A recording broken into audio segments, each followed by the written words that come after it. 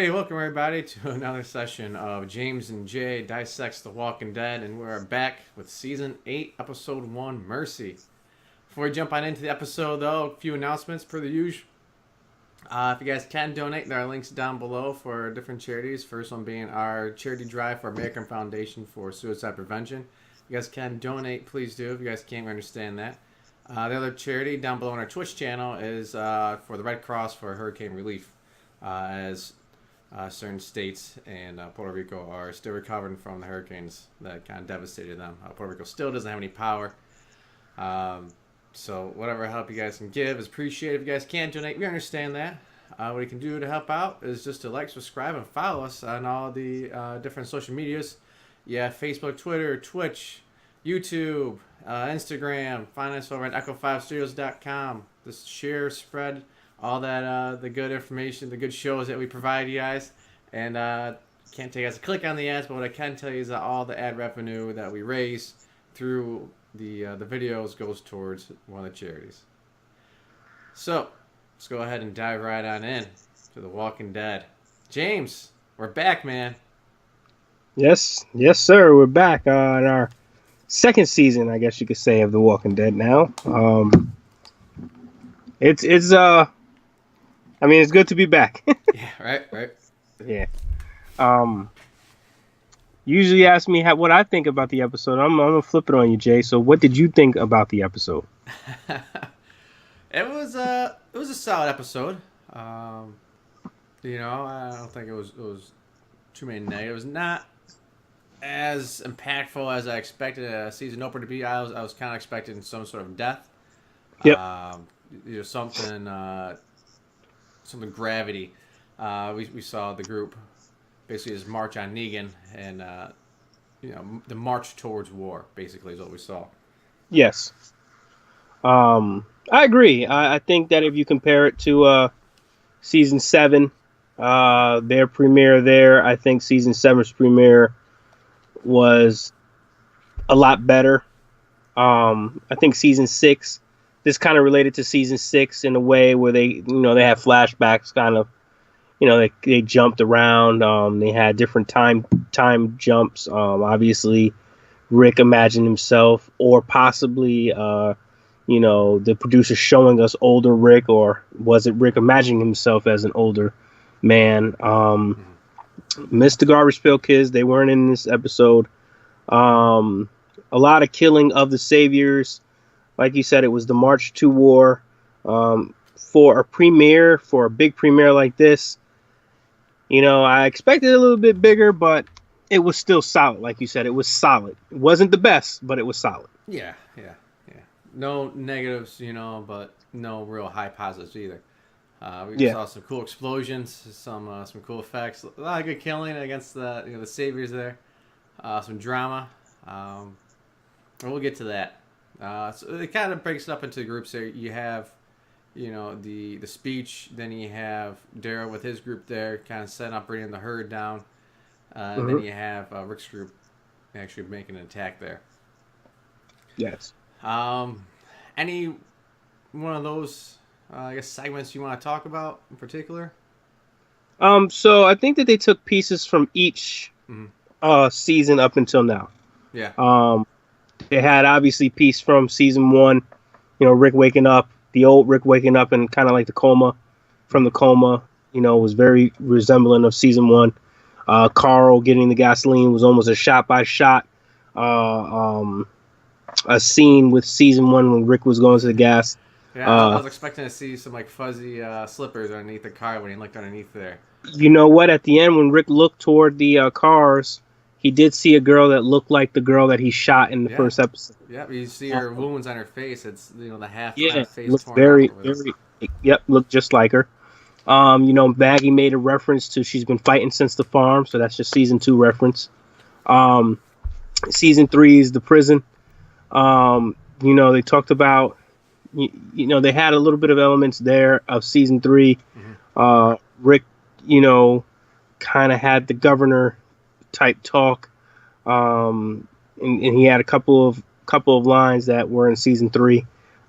Season 4 continuation of that. When the group split apart, obviously they split apart there. Also in season 3, you had the just the fact that it was the living against the living.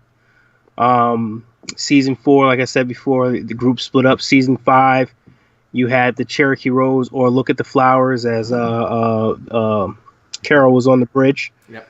There's a little Easter egg there they talked about in the Talking Dead afterwards. Yep, and then you also saw Rick kind of like losing his mind like he did in season 5. You have the interaction with Father Gabriel, almost like a flip of what happened, where Gabriel was talking to Rick, bringing him back, as his kind of like savior there. Yeah. And then season 6, the conflict.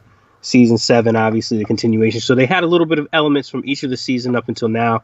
I thought that was unique, but the one segment that I paid attention to the most was when Father Gabriel went back for Gregory, and when Father Gabriel went back for Rick. Mm-hmm.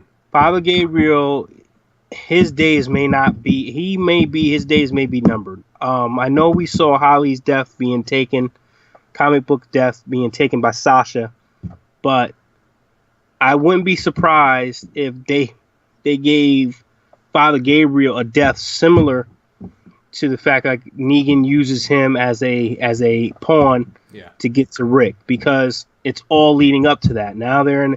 And another thing, this is a Jocelyn moment. Of course, if you watch this before, Jocelyn means Jay's Oceanside moment. It drives Jay crazy when things like this happen. There's no way you could tell me that Rick and the group would not take a clear shot at Negan and kill him. And then when they are shooting at Negan, they don't hit him. And then Rick can't hit him. And then Father Gabriel has a chance to kill him. And, his gun isn't empty. He could have shot him right there in the trip. Right? It's because goddamn stormtroopers over here. Come on. You can't tell me wasting the bullets and all this other stuff was feasible to do in this sense for the group. But, these things make the, in the comic book, they didn't have that, but these make the show, it makes not the comic book reader, but it makes the television viewer say, this is kind of getting crazy here. How come they just didn't take him out? And why would Negan come out in the open like that with his generals? It didn't make any sense, and it didn't make sense that they couldn't get him killed in the beginning, but obviously that puts into the drama. But the main part everybody should focus on is Gabriel's involvement here, how he talked Rick from killing Negan, and of course how he went to go save Gregory and got screwed in his ass after all. So, starting to see some chinks in his armor. I think his days are numbered. That's my opinion. After this episode, I think his days are numbered. Yeah, it kind of looks like I could see him taking Holly's kind of death there from the remix. It's an excuse for Negan to get closer to the gates, get closer to everybody to, make an attack. Yep. And if you read the comics, you know what happens from there. Yes.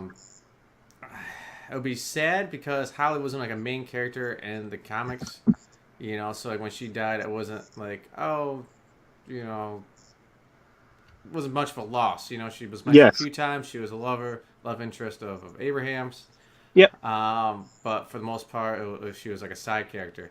For Father Gabriel to go out this way, I wish it would have more bravado, a little more weight to it, where it's like, why are they using him?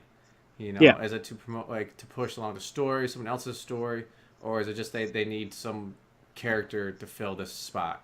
If so, I'd hate to see that. I'd rather see like Tobin or like one of the other named Alexandrians to take that spot instead. And that can always happen. We're just again, we don't read spoiler sites. We're gonna go one by one. We're just gonna try to dissect it. But the way it looks is Gabriel's gonna be used as some sort of a pawn. And you're looking at some of the things that they did, like I said, from season 7. Rick had the Polaroid. He took the picture of Negan ducking for his life, dodging bullets. So he took the Polaroid there. That's gonna be very, very key later on in the show, because he wouldn't have taken that wouldn't have been an event like it was. Rick taking a picture of Negan huddled down and ducking and dodging bullets with the Polaroid. That was specifically done, and I expect to see that be a big part of the end of the season, or at least a mid-season finale. You had other parts, his speech, and we're gonna get into the it wasn't a flashback, but him imagining himself in the future. So almost like, him predicting or having some sort of premonition of what's to come. Right, and it's tough when that's used that way, because it gives a false, not a falseness though, but it gives you a sense of security for that character. If they're showing him in the future, you can't really build up that drama of them in the past then, because like, oh, I know what happens. He's gonna be fine. Yep. It's if normal day Rick, present time Rick, gets shot, it's like a cliffhanger or something like that. It's like, oh, he's okay because we saw that in the future. Mm-hmm. Similar to like you mentioned, previous one, season 6 premiere, where it's like black and white there, where if Rick was like trapped somewhere, we already know he's fine because we just saw present day Rick. So past Rick obviously is going to survive it. That doesn't. I understand like the storytelling of it, but hopefully they don't try to pull an over on us. Yeah, because other characters though are fine. Like if you don't see, or specifically someone's missing from like the future group shot or something like that, then you can start wondering like, oh shit, what happened to them? Yeah, I agree, and I think a more creative way for Kirk, and again, they're the writers, they're the millionaires. We're, just doing a dissection show for charity, and they're making millions of dollars, so they obviously know what they're doing. But I think a more creative way would have been to show future Rick in pieces, just as like they did with Morgan and his journey. You saw Morgan with the mask. Maybe show Rick waking up from the coma this episode. Maybe show Rick grabbing his cane in the mid-season finale. Maybe in the mid-season premiere, maybe Rick, making his way down into the cellar where Morgan built the prison, and then maybe in the mid-season finale. I mean, in the season finale, you have actually Rick, talking to that specific prisoner. You know what I'm saying? So it goes in line with the comic, but it breaks it up. So at least that this is an entire season of a flashback of what happened in All Out War. So it's almost like saying, we know the end result, but what happens? What they did instead was they made it look like a premonition, but they also made it look like it could really happen. So I know it's impressionistic, but it's too impressionistic, meaning how can he imagine himself with a limp? How can he imagine himself with a cane? You understand what I'm saying? So they're giving you specifics, and they're being too specific in a premonition moment. Yeah. So it's like, why would you do this if that's not what's going to happen? It could have been more creative than what they did there. I think that they forced that one. Exactly. If someone asks like, where do you see yourself in 5 years? They're not saying with a buzz cut, a beard, and a cane. Exactly. Come on. I don't see myself. Jesus. Man, what happened to you? Yeah. Does he see himself getting shot in the leg? Does he have that hindsight to see that he's going to get shot in the leg or something's going to happen to his leg where he's walking with a limp? I don't think so. You don't imagine the worst being something wrong with your leg. In fact, if you do imagine anything, you just imagine yourself as an older man or dead. You don't imagine yourself with a specific injury. Like, how do you know you're going to get shot in the right leg? You know what I'm saying? Yeah. It's too much. So that goes towards us saying this isn't a premonition. This is a future that is going to happen. Yes. So once again, then we know that we have Michonne, we have Carl, we have Judith, we have obviously Rick, who are going to survive based on the information that the show has given us. Like, this isn't. I mean, they could change it. They can be like, well, we just want to mess around with the comic book readers, but then it's like that's not fun. Yeah. No, it's not. It's stupid. That's a cop out. But yeah, this is just us. This isn't us on the inside or anything like that. This is just us. Kind of dissecting the episode. Wow, that's a cool title. Should name our show after that. And another thing that they show is going to be a major time jump. Obviously, if Judith is speaking and she's talking about events that are happening, I think that this would be an appropriate time to have a time jump after this season, so you can catch Carl up with his actual age. Mm-hmm. Everybody else is an adult. Carl and Enid need to catch up with their actual ages. in the show. So if you have a time jump of 4, 5, or 6 years, Carl is supposed to be, 12, 13 years old at this point. Maybe even younger. We don't know. Maybe he's just an overgrown 11 or 12-year-old.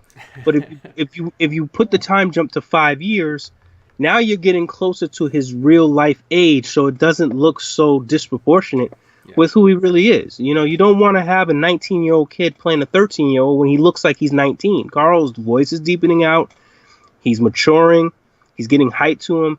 He's not a typical 13-year-old in that sense. And even Enid is starting to, she's starting to lose the baby fat off of her face. She's starting to turn into more of a woman. So you can't have her looking like a 13-year-old girl one year and then a 22-year-old woman and still be a 13-year-old girl in the show. Right. So I think a time jump is appropriate. And they showed you the time jump. So I don't think that Rick can have that much of a hindsight to say, oh, Judith is going to be this old. She's going to talk. It's just, again, they're trying to be impressionistic, but they're too impressionistic here. And I think that they're telling you what's going to happen at the end of the season instead of breaking it up. I think that it would be more appropriate to break it up, to have the viewers say, oh, there goes part 1. Oh, here goes part 2. Oh, what's coming up next. But guess what? The story is being told, from Rick's point of view, and it would actually work better than what they did last night. Yeah, I agree. Yeah, it was, like I said, it's too specific. We could have broken maybe like after he gets his leg hurt somehow. That's when you start seeing the cane. It's like, there you go. Oh, that makes sense. There you go. Not, and maybe he was thinking of something else, and maybe they were mixing in what really happened in the future with it, and maybe he had a different thought and they didn't show it. But I think that it was too gelled together there. There was a very good line in the show that will relate to what Rick does at the end of the season for the comic book readers. He said, "I chose my mercy over my wrath." That was a huge line, and that will play a part in Rick's decision making throughout this season, especially at the end. He chose his mercy over his wrath. That's important because Gabriel told him it's not about you. This is about all of us. Mm-hmm. So I think that he got the wheels churning, that if he goes in there blindly and he tries to get revenge, it won't solve the problem. There's more to it, and you have to be, methodical, even though I think that killing Negan would have just ended it all. You know what I'm saying? What are you going to do? There. I mean, you're shooting across the room, him and all his generals, and he didn't bring like extra grenades or explosives, just hurl at him. Yeah, so he's like, come on. But, it's for drama. I just don't think that they should have put that scene in where he was that close to killing him. I think that it would have been more appropriate. And what kind of dumbass goes out there? Yeah, come on. I just think it's more appropriate if you literally have, maybe Negan is trapped in that trailer and the walkers are surrounding it and Rick is contemplating going in the trailer to kill him, and then Gabriel comes out and says, no, you can't do this. You know what I'm saying? That would make more sense to me than Rick having him in his crosshairs, shooting at him, and then Gabriel saying no. Are you kidding me? This is the whole point. Yeah, right here. What are you doing? So, or if Gabriel wants to sacrifice himself, run out there and kill him then, Gabriel. Yeah, you got this. Yeah. That was your problem, dude. Go ahead. So, just looking at the whole episode and in general, you've seen Rosita, she was injured. You see that Michonne is still recovering from her injuries. So you do know that even though there's a little bit of a time jump, it's not enough for them to have recovered from these horrific injuries they suffered in the finale. So I say, we look back, I think it's about a month after the finale happened, because, Michonne doesn't have the bruises. Rosita looks like, she's patched up. Mm-hmm. And, it might take a long time, especially if Michonne was in some sort of coma or, had concussions or, just concussion syndrome. It makes sense. We also know that there's going to be probably an attack on Alexandria, and that's why Carl, Michonne, and Rosita are there. So a lot of things to look forward to. At the end of the episode, the grenade was thrown, so we got to see what happens with that. I would say, just going back to injuries and Rick, a few of the scenes in there, it cuts to Rick with much more like aggravated eyes and like something like flickering across his face. Yes. What do you think that's alluding to? That seems to be a future shot too. Nearer future than obviously the old man Rick. I I think that I think it's going to be a loss for him, and he realizes, that it was is a big loss, or it was a significant loss, or maybe something tragic is happening, and he realizes the consequences of this war. He realizes, hey, look, we are experiencing death. Either that, or I don't want to say he's overcome with joy. I don't think that's appropriate right now. I don't think that's an emotion he has right at this moment. Yeah, I didn't see a smile on his face. No, I think it's something. I think it's going to be something tragic in this sense. So, that's there. I don't think it's a spoiler to say that they will suffer losses for sure. Oh yeah, definitely. It's not going to be an ass kicking the whole way through. No, it's inevitable. It's inevitable for them to suffer, for them not to suffer any losses. And if they didn't, then again, that would be a failure on the producers if they don't show loss, because it will almost be, as I always say, you would turn a scary show into a hero show, and that's not what it's about. That's not. They're trying to depict the world in an apocalypse as realistically as they can. That's not realistic to have one side go up against this mammoth threat and have no losses when they've had losses against smaller threats. Yeah, right. Like, come on. How many people did the governor kill? And you mean to tell me you're going straight at Negan and nobody dies? Come on. Other than Glenn and Abraham and stupid Spencer? Come on, dog. No, that's not going to happen.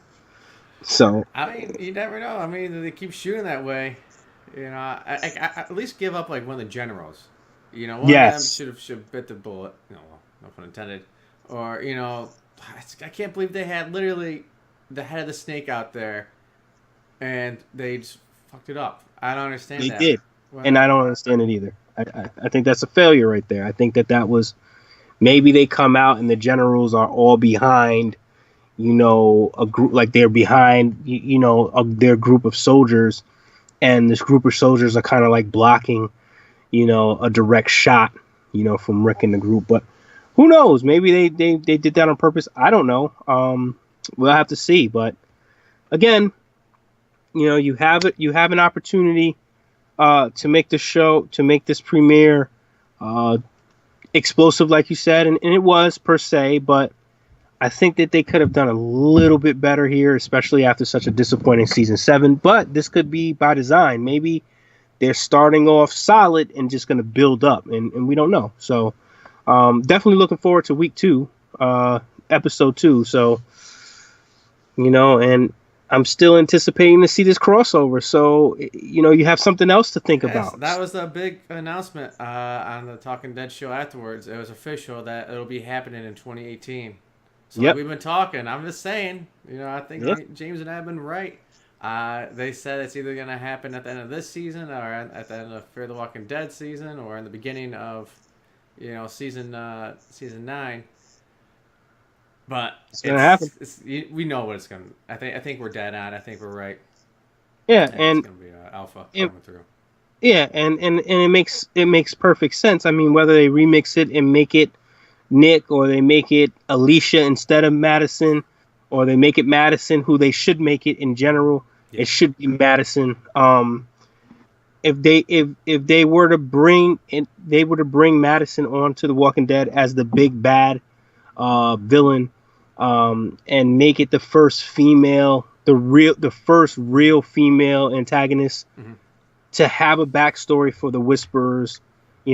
Spoiler alert, would be awesome. Just to know that you had 4 seasons to talk about this, and that would be unbelievable. And again, that's the way they should go. Now, if they do something stupid like make it Danny Salazar, and he's one of Negan's saviors, that's a waste. Yeah. Come on. make it Strand and he's like Morgan's brother or something stupid like that, that's a waste. Yeah, I mean, without this going through, I think anything else would be disappointment. I can't imagine a different scenario where we're excited besides for the one we've been talking about.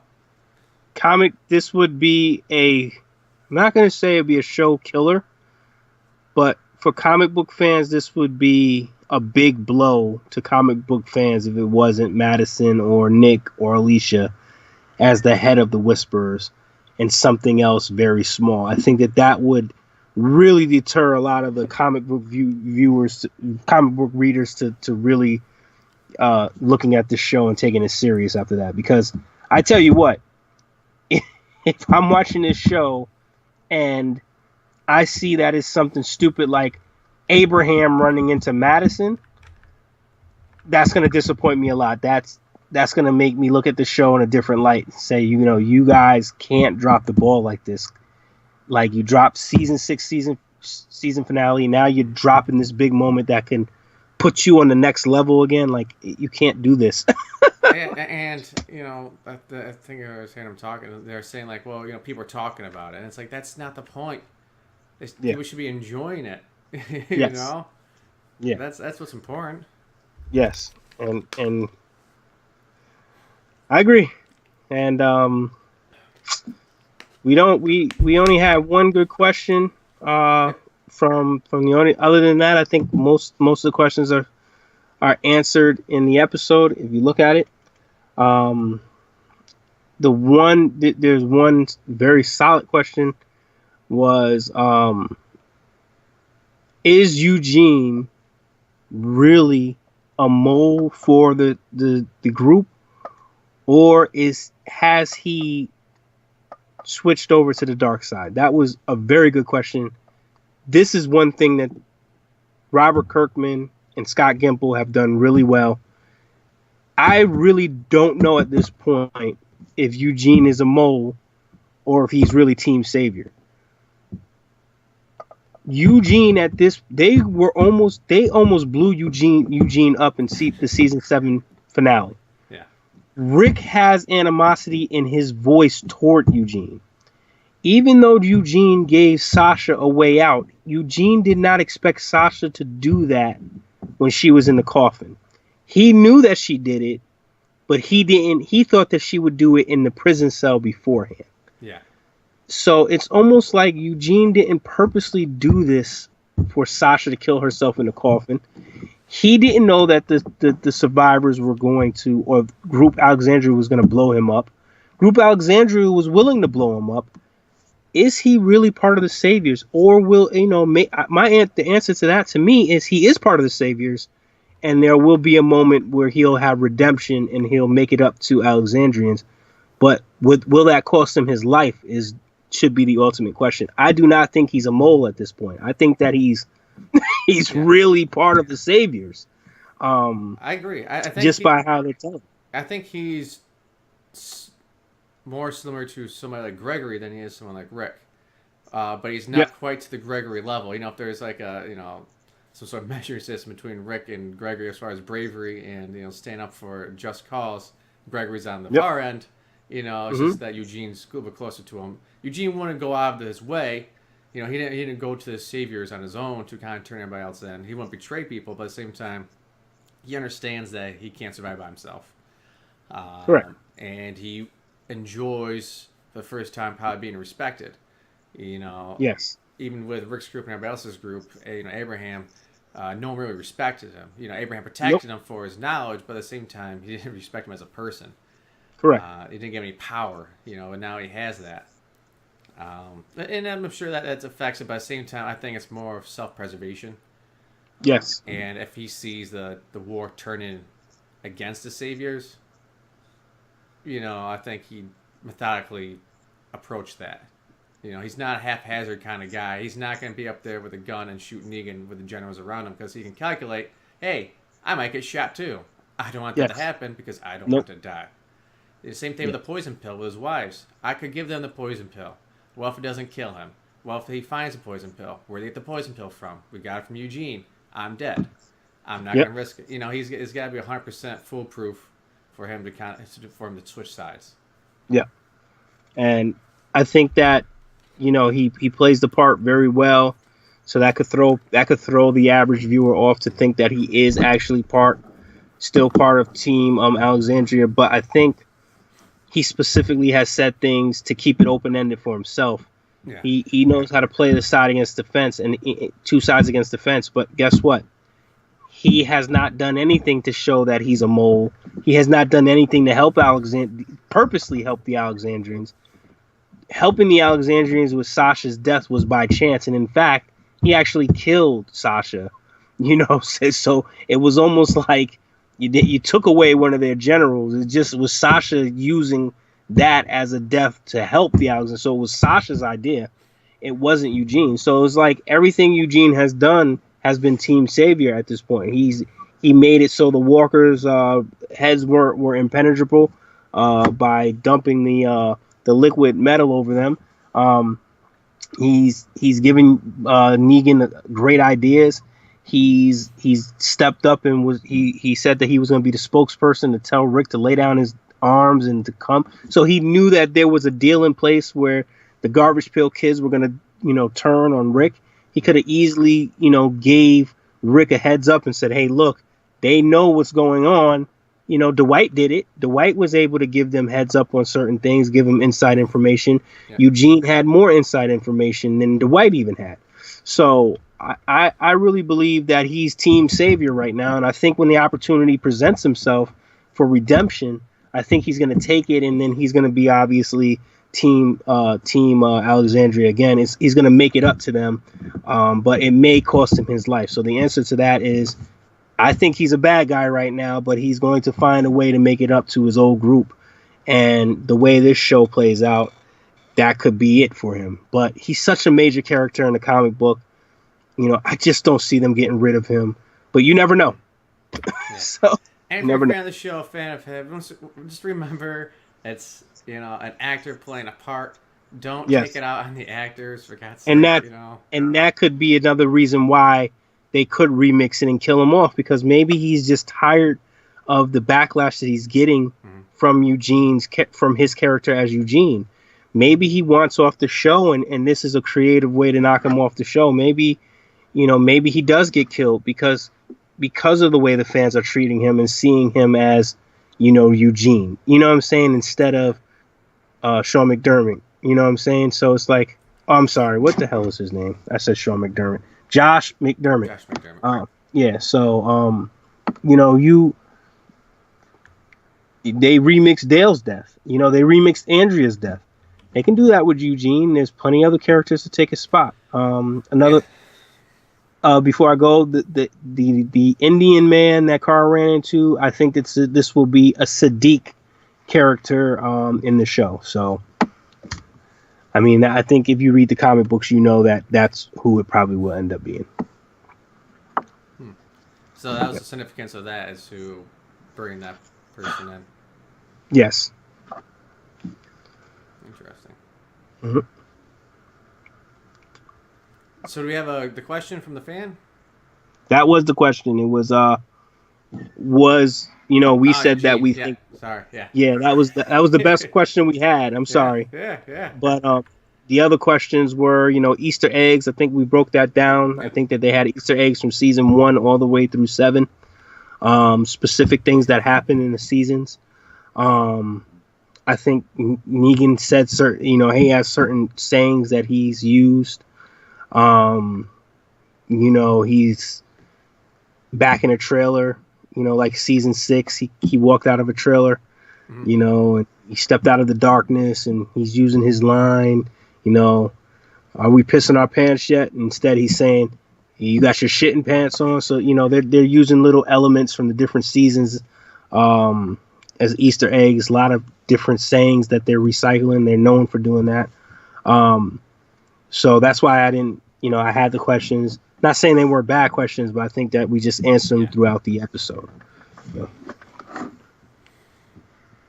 All right, man. Hey. Easy in and out.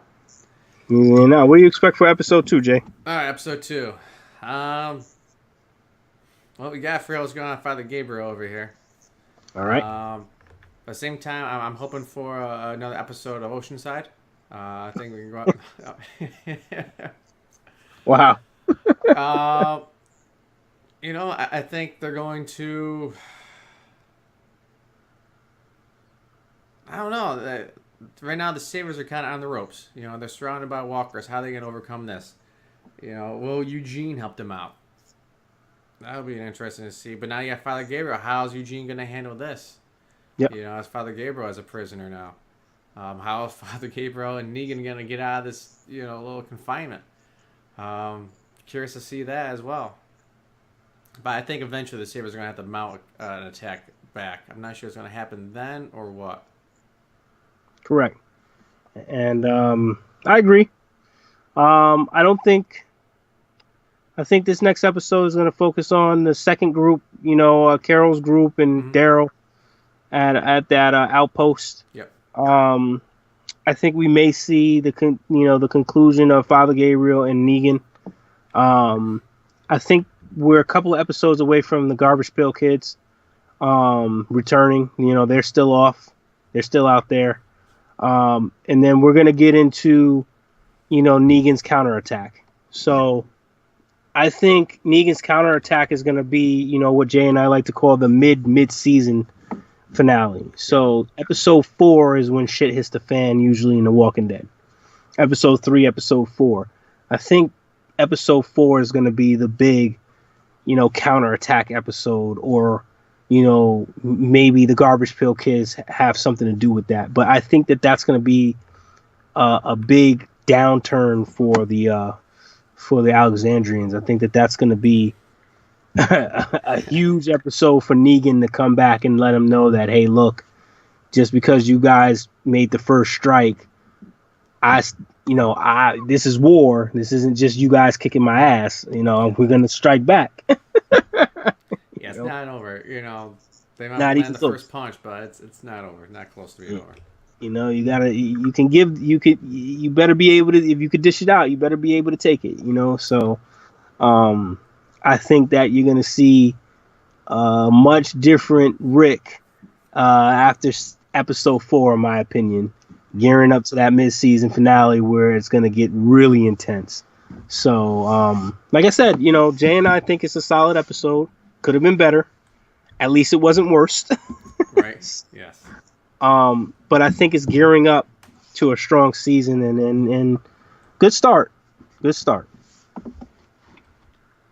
Yeah, I agree. So thank you everybody for tuning in. Thank you for the questions. If you guys are going to Walker Stalker Con in Atlanta this weekend, look for myself and Kelsey over there. We'll be out there hanging out with everybody, getting pictures taken, and having some Wednesday spaghetti dinners on Saturday. But if you guys are at the convention, Kelsey and I will be hosting a Walking Dead D&D themed kind of tabletop game in the special programming room there on Saturday. Keep checking with the schedule. I believe it's at 4:15, but I'll have to double check that. So yeah, if you guys are there, come say hi. Message us on Twitch or whatever. We'll stop by and grab a bite to eat somewhere. There you go. Yeah, and the winner gets to have spaghetti dinner with Jay and Kelsey in Idaho. Yeah. Hey, once again, everybody, thank you very much for tuning in. We appreciate it. Like, subscribe, follow us on all the different social medias. Keep in touch. Keep sending us comments and questions. And we'll see you guys next week after episode 2. Have a good night, everybody. Good night.